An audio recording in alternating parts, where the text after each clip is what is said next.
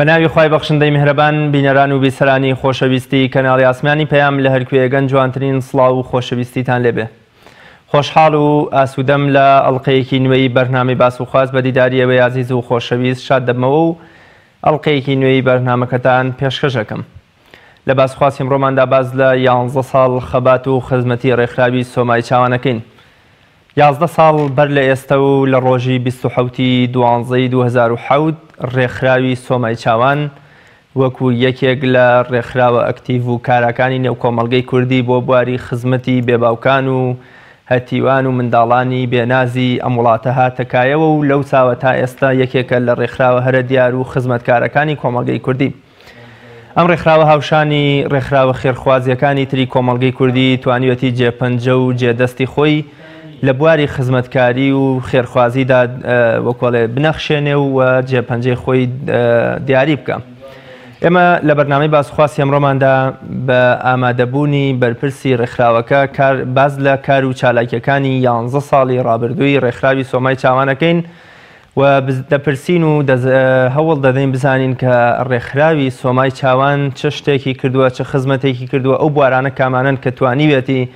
خزمەتی خێرخوازی خۆی پێشکەش بە کۆمەڵگەی کوردی بکە. و بوونی ئەم جۆرە ڕێکخراوانە لە کۆمەڵگەدا تا چەند وەکۆڵی یاریدە دەربووە لە کەمکردنەوەی ئەو چینایەتیە بێڕەحمەی کە لە نێوان وەکۆڵە چینی بۆرژوا و پرۆلیتاریا چینی هەژار و دەوڵەمەند یا چینێکی دەوڵەمەندی هەرە بەلاح لەگەڵ هەژارێکی برسی و ڕوت و ڕەجاڵدا چۆن توانیویانە ئەم جیاوازیە چینایەتیە کەم بکەنەوە، ئەویش بە وەکوڵێ وەرگرتنی سەروەت و سامانێ لە دەوڵەمەندەکان و بەخشینی بە هەژارەکان. پاشان باز لەوە دەکەین کە ڕێکخراوی سۆمای چاوان لەگەڵ ڕێکخراوە خێرخوازیەکانی تر هەماهەنگی و پەیوەندیان چۆنە و چۆن توانیویانە کار بکەن لە پێناو خزمەتکردنی چین و توێژەکانی کۆمەڵگە. و ئەو چین و توێژانە کامانن؟ ئایا تەنها ڕێکخراوی سۆمای چاوان تەنها خزمەتی منداڵی بێباوک دەکا یام چین و توێژی دیکەش هەیە کە ڕێکخراوەکە دەستی هاوکاری و خێرخوازی خۆی بۆ درێژ کردبێ؟ بۆ مەبەستە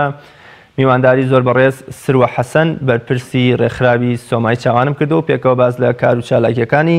11 ساڵی ڕابردووی ڕێکخراوەکە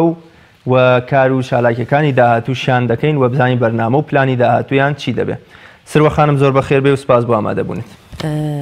بەناوی خۆی گەورە سپاس و دەستخۆشیم بۆ جەنابتان و کەناڵی ئاسمانی پەیام بۆ پێدان و ڕخساندنی ئەم هەلە بۆمان کە باز لە هەندێک لە کار و چالاکیەکانی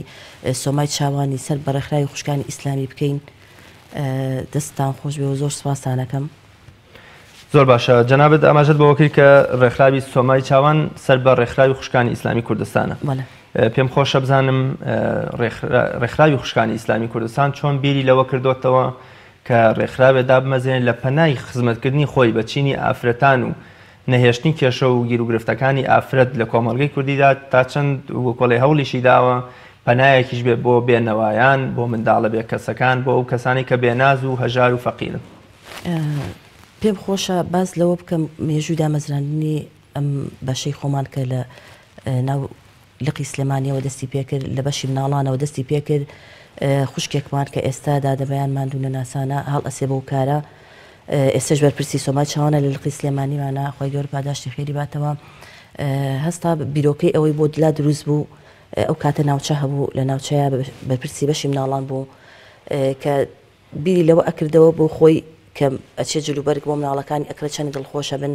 ئەو کەسانێشی ئەو مناڵانیشی کە کەسی یەکەمیان وەک باوکیانە لە دەستیان داوە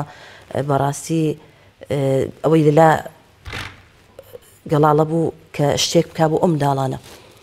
هەستا بۆی کە بێنێتە لقی سلێمانی و ئەو بیرۆکەیە کە باس بکرێت ئەو شتانە هەر ناوچەیە چەند مناڵێکمان بۆ بێنێت کە هاوکاریان بکەین. هەستا بەدانانی دەخیلەیەک کە هاتە ناو لقی سلێمانی و ئێمەش خوشحاڵانە زۆرمان پێخۆش بوو کە ئەو کاری کردووە. هەستاین بە هاوکاریکردنی و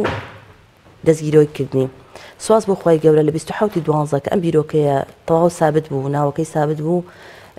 هەستاین هەر لە ناو خۆمانە کە ماڵانە بە پێی توانای خۆمان ئەندامانی خۆمان شتێک دابنین لە پێشە.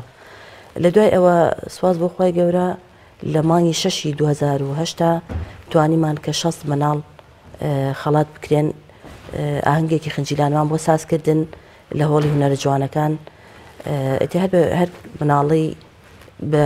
ئەو بڕێکەوەمان دیاری کردبوو خەڵاتمانکردن لە هەر خانەوادەیەک چەند مناڵیان هەبێ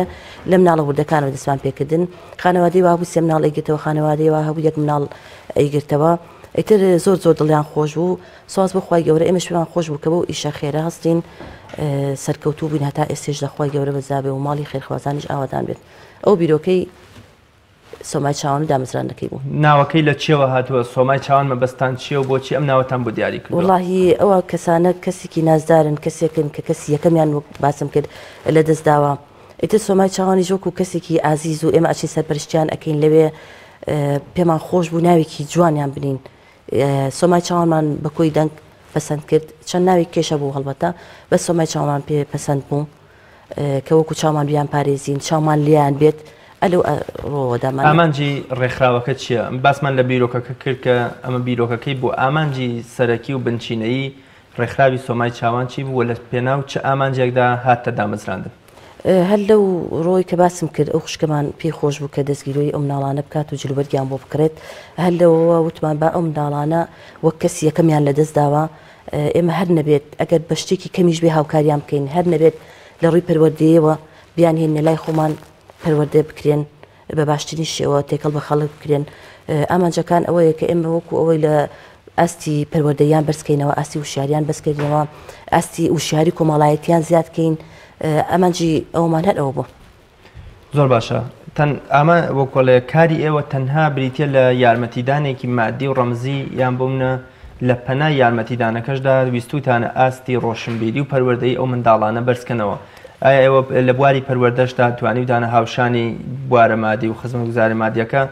لایەنی معنەوی و پەروەردەیشیان بەرز بکەنەوە سواز بخوای گەورە هەتا ئێستا کە ئەو بەردەوام بوو ئەو بەشەمان هەتا ئێستا ئێمە بەردەوامین لەسەری بەوەی کە کردنەوەی خوڵبۆیان لە هەموو بوارەکانە هەتا تەنها لە بواری زمانی شەومان کردوونەتەوە بۆیەوە ئاستی وشاریان بەرز بێت و لە ڕووی پەروەردەییشەوە سواز بخوای گەورە کە دەرسیان هەیە ئەلحەمدولیلا دەوراتیان بۆ کرێتەوە لە هاوینە ئەوانە زۆر تەسیری تێکردوون و پەروەردەمان کردوون بە هەموو شێوەیەک ئەلحەمدولیلا دەکرێت بزانم ڕێکخراوی سۆمای چاوان چەند خاوەنی چەند لقە لە چەند لق خزمەت وەکڵێ خزمەتگوزاری و خێرخوازیەکانی پێشکەش بە خەڵکی کوردستانەکە ئێمە ئێستا 5 لقمان هەیە لقی سلێمانیمان هەیە ئەلحەمدولیلا کە کارەکانی زۆر سەرکەوتووە لقی هەولێر بە هەمان شێوە لقی ڕانێمان هەیە لقی چەند شەماڵمان هەیە لەگەڵ لقی هەڵبجێ شەیدا ئەمانمان هەیە سواز بخوای گەورە تا ئێستا کارەکان بەردەوامە ئەکرێتەوە تەمان وردە کە لە لقی سلێمانیا کرایەوە وردە ئەم پێشنیارە و ئەم بیرۆکەیە بۆ لقەکانی کێشمان کردمانەوە و ئەلحەمدولیلا ئەوانیش وردە دەستیان پێ کردومانێتەوە بەردەوامن لە 5 لقە هەمانە ئێمە ئەم 5 لقە دەکرێت بزانین چەند منداڵ لەم 5 لقەدا هەن کە ڕێکخراوی سۆمای چاوان یارمەتیان بدا و دەستی خێرخوازی و خزمەتکاریان بۆ درێژ بکە بڵێ ئێستا خۆت زانی کە قەیرانێکی دارایی ڕووی کردوتە هەموو کەسێک پێشتر زۆرتر بوو وردە بەرەو کەمبوونەوە ئەچین ئێمەنی ئەو مناڵانە بەس ئەلحەمدولیلا هەتا ئێستا تقریباً ئەوانەی ئەو مناڵانی کە کەفالەت کراون 890 مناڵمان هەیە لە هەر 5 لقەکەیە 890 مناڵمان هەیە لە هەر 5 لقەکەیە کە کەفالەتی ماڵیانە کراون 800 مناڵی کێشمان هەیە ئەم مناڵانە لە کاتی بۆنەکانە ئێمە خەڵاتیان ئەەکەین وەکو جژنی ڕەمەزان و جژنی قوربان بە زەخیرە بێ یا بە پارە بێ یا بە جلوبەرگ و ئەوانە بێت هاوکاریان ئەەکەین ئەم 800 مناڵی کە سابت نین یعنی وەکو ماڵیانە بەس لە بۆنەکانە هاوکاری ئەکرێن ینی ئەم 800ی کە لە بۆنەکانە هاوکاری ئەکرێن لەگەڵ ئەو 800ەوەی کە کەفالەتی مانگانەیان هەیە جیاوازن بەڵێ جیاوازن بەڵێ کاتیانی 1690 مناڵ ئێوە بەڵام بە جیاجیا ئەم کەفالەتی مانگانەیە تەمەنەکەیان لە چ تەمەنێکەوە دەست پێکا بۆ چ تەمەنێک یا ئێوە چ تەمەنێکتان دیاری کردووە کە ئەم 890 کەسە یارمەتی بدرێن لە تەمەنی مناڵیەوە کە مناڵە پێ ئێزانین و شتەکانە هێن بۆمان ئێمە لای خۆمان ناوی ئەنووسین تۆماری ئەەکەین هەتا تەمەنی 15 ساڵی لە 15 ساڵێکەیە ئەویش پرسیاری زانانمان کردووە ئەو تەمەنیان بۆ داناوین ئیتر لە کە گەشتە 15 ساڵی ئێمە ئەو ماگانیان لێ ئەبڕین نەک لێ بڕین ئەیرێ بە مناڵێکی کە بەس وەکوتر هەر هاوکاری ئەکرێن یعنی ئەوە نیە کە ماگانەکەیان نەمێنێ لە ڕووی زەخیرە بێ پۆشاک بێ کە باسم کرد ئەوانە هەر هاوکاری ئەکرێن زۆر باشە دەکرێت بزانم ئەو بڕە هاوکاری کە ئێوە بەو 890 کەسەی دەدەن مانگانە بوون ڕێژەکەی چەنە ئایا ڕێژەکەی دیاریکراویان بوومنە بەپێی ئەو کەسە کەوتووەکە لە نێو چ عائلەیەکی تا چەند هەژارتر بوو بێ ئێوە یارمەتەکەتان زیاتر کردیان هەمویان وەکو یەک لە یەک ئاستان واتە یەک ڕێژە یەک بڕپاریان ئەدرێتێ نا یەک ڕێژە نییە کە بێتێ ئەویش بە پێی خێرخوازەکەیە کە ئەدرێتێ هەر مناڵ و بە جۆرەکە بۆ نمونە 5 مناڵیان کەمترێکیان هەیە هەنێکیان هەیە زیاتر ئەویش بە پێی خێرخوازەکەی کەمترین ڕێژەمان چەندە و زۆرترین ڕێژە چەندە؟ کەمترینمان هەیە 50,000 بەڵێ دوو مانگجارێک ئەدرێتێ زۆرترینەکەیشمان هەیە کە $100 یا 100,000ێکە ئەلە بابەتە ئەویش بە پێی خێرخوازەکەیە بۆ خۆی پێی خۆشە ئەڵێ من بم پێم خۆشە ئەو دوو مناڵە 100,000 بەمێ ئەڵێ من ئەتوانم بەس 50,000 بەمێ بە پێی خێرخوازەکەی و بە پێی ئەوەشە کە سەردانی ماڵەکان ئەکرێت کە کامی کە زیاتر مستحق بێت بۆی کە هەژارتر بێت خانووی خۆی نەبێت زیاتر ئەوە ئەگرێتەوە. زۆر باشە. هاوکاریەکانی ئێوە تەنها مادەیە تەنها پارەیان بوونە چ شتێکی تریش دەبەخشن بۆ منداڵانە؟ هەر پارە نییە کە هاوکاری ئەکرێن وەک باسم کرد هەر لە ڕێی خێرخوازانەوە هەر خێرخوازێک بە پێی کار و پیشەکەی خۆی هاوکاری ئەو منداڵانە ئەکا بۆ نمونە لەوانە هەیە دکتۆرێکە خوازای باتەوە پسوڵی یاوە پێمان کە ئەگەر مناڵێکی سۆمای چاوان هەبوو لە لای ئێمەوە ڕۆژ بە تایبەتی لە قیسلێمانی ئەگەر بڕوات ئەوە بێبەرامبەرە ئەیبینێت هەمانە مریشک فرۆشە کە جێگای دەستخۆشیە پارەکە نایە بەڵام لە بۆنەکە نابێت یا لە شتێکا بێت پێ خۆی پێی خۆشە مریشکدا چەند مریشێک ئەنێرێت کە دابشکرێت بەسەر ئەو ماڵانەیە هەری کەسە و بە پێی کەسابەت و ئەوەی خۆی پێی خۆشە الحەمدوللا کە سۆمای چاوان بۆتە جێگەی متوانێت لای خێرخوازان ئەوەش ئەنی بەڕاستی زۆر زۆر گرنگە بۆ ئێمە کە شتەکان بە ئامانەتەوە ئەگەیەنین الحەمدوللا ئەتر ئەوە ئەوەی باسم کرد بە پێی کار و کەسابەتەکەی خۆیانە. بەڵێ ڕێژەیەکی زۆر منداڵمان هەن لەسەر شۆستە و شەقامەکان خەریکی دەرەوزەکردن و فرۆشتنی یان جۆرە لە جۆرەکان کار و کەسابەتێکی دیکەن ڕێکخراوی سۆمای چاوان تا چەند لەم منداڵانەی تێدا یان تا چەند توانیوێتی لە ڕێی خزمەتکردن و دەستگیرۆیکردنەوە ئەم منداڵانە لە دەرۆزەکردن و لە کار و کەسابەتێ بپارێزێت کە سەرنجام پەروەردەی خۆیان لەدەستدایان بۆمنە دەبنە قوربانی ڕووداوەکانی هاتوچۆ یان جۆرە لە جۆرەکان دەکەونە بەر بێڕەحمی کۆمەڵگەوە. وەک ئاشکرا کە سۆمای چاوان تایبەتە بە مناڵی بێ باوک ئێمە بۆ ئەو مناڵان ئەگەر بێ باوکیان تیا هەبێت حتممە کە ئیشکراوە بۆیان بەس ئەگەر مناڵی بە باوک نەبێت و باوکیان هەبێ لەو ڕۆ ئێمە هیچوان بۆ نەکردومە ڕاستی. زۆر باشە هەمیشە باز لەوە دەکرێت کە ڕێکخراوە حیزبیەکان تەنها خزمەتی ئەندام و کادری خۆیانەکەن واتە بە پێی ئەم قسە و هاوکێشەیە بێ ڕێکخراوی سۆمای چاوان تەنها کار بۆ ئەو منداڵە بێ باوکانە دەکات کە ئەندام و کادری کۆمەڵی ئیسلامین. ئێوە تا چەند توانیوتانە سنووری حیزبایەتی و تەنانەت کەلتور و زۆر جار ئاینیش تێپەڕ بکەن واتە منداڵێک کە بێ باوکە بۆن ئەندامی حیزبێک نەبێ بال تەنان لە پەی ڕەوکاری ئەو ئاینەش نەبێت تا چەندێوە توانیتانە خزمەتکاریەکانتان و کارە خێرخوازەکانتان ئاراستەی و کەسەش بکەن بەبێ ڕەچاوکردن و لە بەرچاوگرتنی حیزب و مەزهەب و ئایدۆلۆژیا و زمان. سواز بخوای گەورە ئەوەی کە ئێمە ئەو بەشمان داناوە هەتا ئێستێشی لەسەر بێ بە هیچ شێوەیەک ئەو بیر و بۆچوونانەمان نەخوێندوتەوە سەر بە هەر لایەک بوو بێت ئەو منداڵە باوکی لەناو هەر حیزبێکا بوو بێت دایکی ینی ئێستێش خانەوادەیان هەر شتێک بن ئێمە کێشەوان بێنەوە ئێستێش کە تێمانە زۆربەی زۆرینی ئەوەیە کە بیر و بۆچوونیان جیاوازە لەگەڵ کۆمەڵی ئیسلامیە بەڵام ئێمە کارمان بۆەوە نییە ئێمە ئامانجمان ئەوەیە کە ئەو منداڵە پەروەردە ببێ بە باشترین شێوە و ئاسی و شاری بەرزکەینەوە و الحەمدوللا لە هەموو چین و توێژەکانی تیا هەیە ئێمە بیرمان لەوە نەکردوێتەوە کە ئەمە کێ و کێ نییە هەتا سەردانی ماڵەکانیش کراوە کێشمان لەوەیان نییە و زۆر لە چین توێژەکانیشی تایە لە حیزبەکانی تایە جیاوازتر ینی لەوە بەس کۆمەڵی ئیسلامی نییە کە تایەتی لەوە شێ ئەگەر بڵێم کەمترین مناڵی بە باوک کە تایە بێت کۆمەڵی ئیسلامیە و ئیسلامی بێت لەوە چێت بڕوانەکرێت بەڵام بەدڵنیاییەوە ئەڵێم کە زۆر زۆر زۆر ڕێژەکەمان کەمترێکە لە چین توێژەکان کە ئەمە زیاتر هەمانە لە حیزبەکانی کە هەمانە یەکی ئێمە ئەومان لێک ناوتەوە کە ئەمە چی و چینە مهمەوە ئێمە پەروەردەکردنی ئەو مناڵەیە و دەستگیرۆیکردنی ئەو مناڵە دڵخۆشکردنێتی. زۆر باشە قەیرانی دارایی کە ماوەی 4-5 ساڵە بەرۆکی هاوڵاتیانی کوردستانی گرتووە و بە جۆرێ لە جۆرەکان ئاستی بژێوی و ژیانی تاکەکانی کۆمەڵگەی وەکۆڵێ بەرەو نزمی بردووە تا چەند کاری کردوتە سەر کار و چالاکیەکانی ئێوەش. ئەوە خۆی ئاشکرایە کاگرێز کە ئەوە کاری کردوتە سەر هەموو چین توێژەکان و هەموو لایەک بەڕاستی ئێمەش ئەگە بڵین کاری تێنەکردو کاری تێکردوین بەڵام سواز بخوای گەورە کە هەتا ئێستا خێرخوازمان هەیە کە زۆر دەوڵەمەندیش نییە هەپی خۆشە ئەو خێری هەر بەردەوام بێت ئەگەر کەمیش بێت کە هەر بەردەوام بۆ لەسەری و ئەلحەمدوللا کەمی کردووە بەڕێژەیە کەمی کردو بەڵام هەر بەردەوامە سواز بخوای گەورە. چۆن ئێوە هەوڵ ئەدەن بەسەر کۆسپ و وەکۆڵێ قەیرانەکاندا نەبوونی وەکۆڵێ بەردەوامبوونی قەیرانی دارایی تا چەند ئێوە هەوڵ دەدەن کە کار و چالاکیەکانتان بەردەوام بێ یان بوونە شوێنی دیکە بدۆزنەوە لە کەرتی تایبەت لە کۆمپانیەکان لە سەرمایه‌داران کە کار و چالاکیەکان لە ڕێکخراوی سۆمای چاوان بەردەوام بێ و وەکۆڵێ لە برەو نەکەوێ. ئێمە بەردەوامین لەسەر ئەو ئیش و کارانە کە بیکەین بەڵام ئێستا خۆ دەزانی کە قەیرانەکە هەیە باسیشمان کرد ئەمانوێ سەردانی ئەو شوێنانە بکەین هەر هاوکاریشان کردوین هەندێک شوێن هەیە کە جێگای سواس و دەستخۆشین بەڕاستی ئێمە لە بەرناممانە هەیە کە هەر سەردانیان بکەینەوە ئینشاڵڵا کە ئەو هاوکاریانە بەردەوام بێت و ئیتر ئەوەنی ئەوانیش بەوانیش بکرێ ئێمە ماڵیان ئەوە بۆ زۆر سوپاسیانەکەین. هەماهەنگی و پەیوەندی و وەکۆڵێ علاقەتان لەگەڵ دەستگا خێرخوازەکانی دیکەی کوردستان چۆنە بەتایبەت بەرنامەی بەخشین کە یەکێکە لە بەرنامە خێرخوازەکانی کەناڵی ئاسمانی پەیام و ڕۆڵێکی بەرچاوی هەبوو کەناڵی ئاسمانی پەیام لە گەورەکردن و بەرەو پێشبردننی بەرنامەی بەخشیندا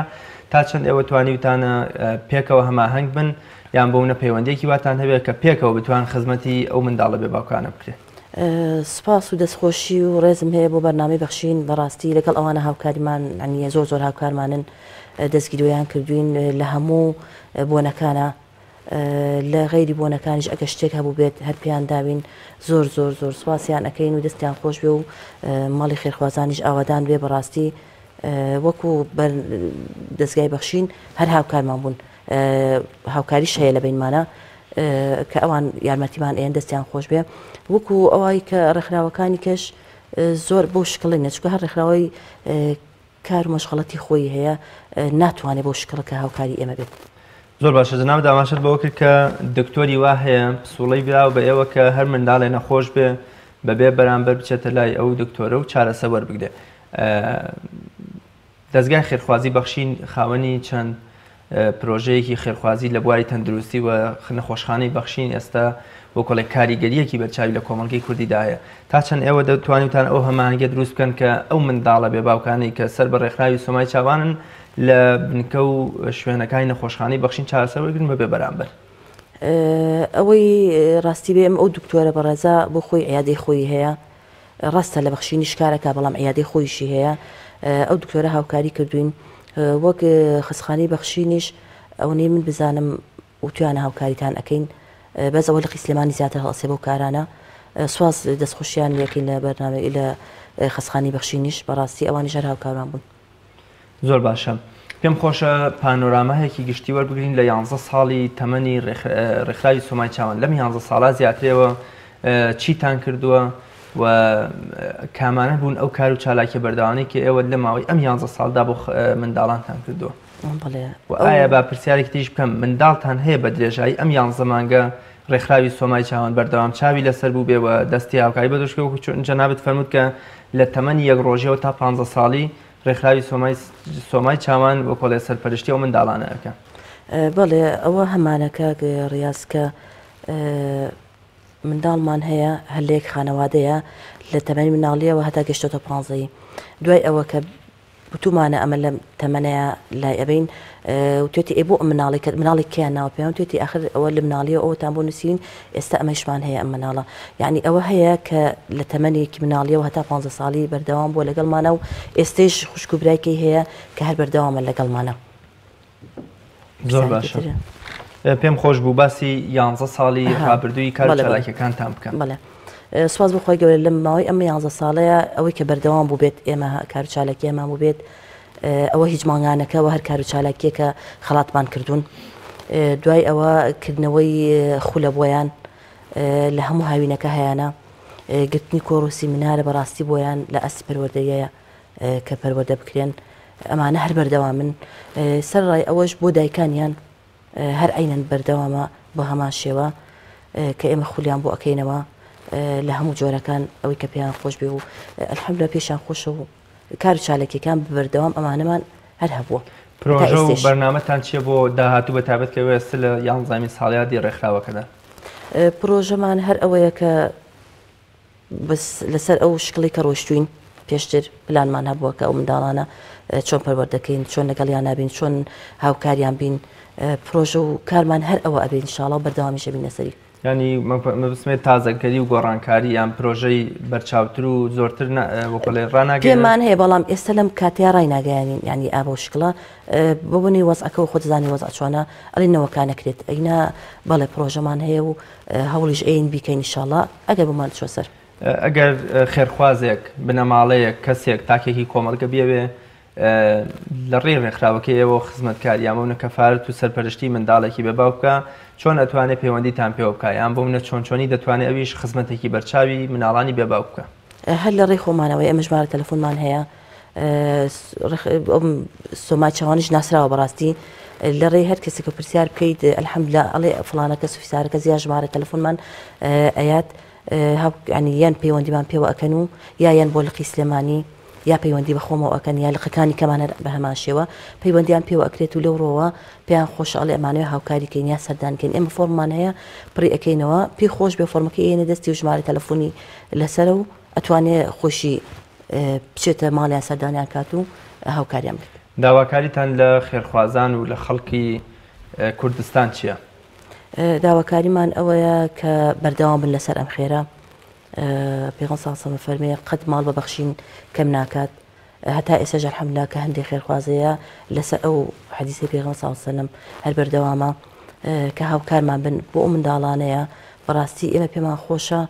کە شتێکی بەسیتە بۆیان ئەەکەین، ئەمە شتێکی زۆر گەورە نییە. بەڕاستی ئەوان کەسی یەکەمیان لە داساوە کە باوکیانە لە ناز و سۆز و خۆشەویستی بێبەش بوون. ئێمە ئەمانەوێت هاوکاریان بن دڵیان خۆشکەین بەوەی کێنە لامان تێکەڵمان ئەبن خولیان بۆ ئەەکەینەوە ئەو هاوکارێکە میشانئین ئەلحەمدولillah کە دڵیان پێخۆشە. داواکەین لە خێرخوازان کە بەردەوام بن لەسەر ئەو خێرەی خۆیان خۆی گەورە پاداشتی خێران باتەوە. زۆر باشە. سروە خانم بوونی وەها ڕێکخراوێک بە تایبەت ئەو ڕێکخراوە خێرخوازانەی لە کۆمەڵگەی کوردیدا هەن تا چەند زامنی کەمکردنەوەی ئەو جیاوازیە چینایەتیە کە لە نێوان دەوڵەمەند و هەژار لە نێوان خەڵکانێکی وەکۆڵێ بۆرژوا و پرۆلیتارا هەن تا چەند ئەم ڕێکخراوان توانیویانە خەڵکانێک کە بە بێڕەحمانە سەروەت و سامانی میلە دەخۆن وەکۆڵێ ڕەنج و ماندووبوونی هەژارەکانە خۆن تا چەند ئەم ڕێکخراوان توانیویانە ببنە پردێک یان بۆونە کەمکەرەوەی ئەو جیاوازی کە لە نێوان دەوڵەمەند و هەژارەکاندا هەن؟ وڵاهی ئەلحەمدولillah ئێمە ئەوەی کە پێم وتی هەر بەردەوامی لەسەر ئەو شکارانە بۆ نهێشتنی ئەوەش ئێمە ئەو خێرخوازانە هەر بەردەوام من سواز بخۆی گەورە هەیشە کە ئاوا دەوڵەمەنە هەر هاوکاری مان بۆ ئەنێرێت لەخوای گەورە بەزیابێت ئەوەیشی پێمان بکرێت لە دەستمان بێت ئێمە ئەمانەوێت ئەوە نەهێڵین ئینشاءڵڵا بەردەوامیشە بین لەسەری. زۆر باشە. پێم خۆشە گوێبیستی کۆتا قسە و سەرنجت بمزانم لە کۆتایی بەرنامەکە چ پەیامێکی دەیە کۆتا قسە چییە و چ سەرنجێک دەیە؟ سواس دووبارە سواسی جەنابتانەکەینەوە سپاس و پێزانیمان بۆ هەموو خێرخوازان خۆی گەورە پاداشتی خێران باتەوە. هیوادارم کە بەردەوام بن لەسەر ئەو کارە خێرەیان. سپاس و پێزانین بۆ بەرپرسی سۆمای چاوان لە لقەکانە هەر هەمویان کە ماندوو لە ناسانە و خۆبەخشانە ئەو کارانە ئەکەن بەڕاستی بۆ هەموو ئەو ئەندامانەی کە لە لقەکانە هەن لەگەڵ بەرپرسەکانە هاوکاری بەشی سۆمای چاوانن. سپاس پێزانیم هەیە بۆ هەر هەمویان دەستخۆشیان لێ ئەەکەم و داواکارم لە خێرخوازان خۆی گەورەکاریان بۆ ئاسان کا و بەردەوام بن لەسەر ئەو خێرەیان ئینشاءالله کە پێغەمبەر صلی الله علیه و سلم ئەفەرمێت لە دوا ڕۆژدا هاوڵی من ئەو کەسێک کە سەرپەرشتی مناڵێکی بە باوکەکە هەر لەسەر ئەم فەرمایشتەی پێغەمبەر صلی الله علیه و سلم بەردەوام بن ئەو خێرانیان بگەین بەدەستمان ئینشاءالله. زۆر سپاس دەکەم. زۆر سپاس بۆ بەڕێز سروە حەسەن بەرپرسی ڕێکخراوی سۆمای چاوان. ئومێد دەکەم تیشکێکمان خستبێت سەر کار و چالاکیەکانی ڕێکخراوی سۆمای چاوان و ئێوەش هەمیشە سەرکەوتوو بەردەوام بن. زۆر سپاس بۆ وێشتەستان. زۆر سپاس. بینەرانی بەڕێز و خۆشەویست، ئێمە لەم بەرنامەیەدا باسمان لە کار و چالاکیەکانی ڕێکخراوی سۆمای چاوان کرد. بێگومان یارمەتیدانی هەر کەسێکی بێناز و بێنەوا لە کۆمەلگەدا ئەرکی سەرشانی هەموو تاکێکی کۆمەلگەیە چونکە مرۆڤەکان تەواوکەر و پردی یەکترن بۆ وەکو چۆن پێغەمبەری خوش صلی الله علیه و سلم لە فەرموودەدا دەفەرمێ هەر کەسێک سەرپەرشتی دوو کچ بکە بە جوان پەروەردەیان بکات لە ڕۆژی قیامەتدا لەگەڵ من بەو شێوەیە دەچێتە بەهەشتەوە. تەنانەت ئەو کەسەش کە ڕاوی و گێڕەرەوەی فەرمودەکەی دەفەرمێ ئەگەر بمانگوتای ئەدی ئەگەر سەرپەرشتی یەک کچیش بکات پێغەمبەری خوا صلی الله علیه وسلم هێندە ئومێد بەخش بوو کە دەفەرموو هەر کەسێک سەرپەرشتی کچێکیش بکات هەر دەچێتە بەهەشتەوە لەگەڵ مندا هاواتای من. ئومێد دەکەین هەمومان بە چاوی ڕێز و مەرحەمەت و بەزەیی و سۆزەوە لەو کەسانە بنوارڕین کە بێناز و بێنەوان لەو کۆمەڵگەدا بێڕەحمانە و وەکوڵێ بە چاوی خۆ بە گەورەزانیەوە سەیری ئەو کەسانەکەین و وا بزانین کە هەمومان تەواوکار و وەکوڵێ دڵسۆزی یەکترین لە کۆمەڵگەدا. تا بە یەگەیشتنەوەی تر بەخوای گەورە میهرەبانتان ئەسپێرم هەر شاد و سەرکەوتوو بن. خواتان لەگەڵ.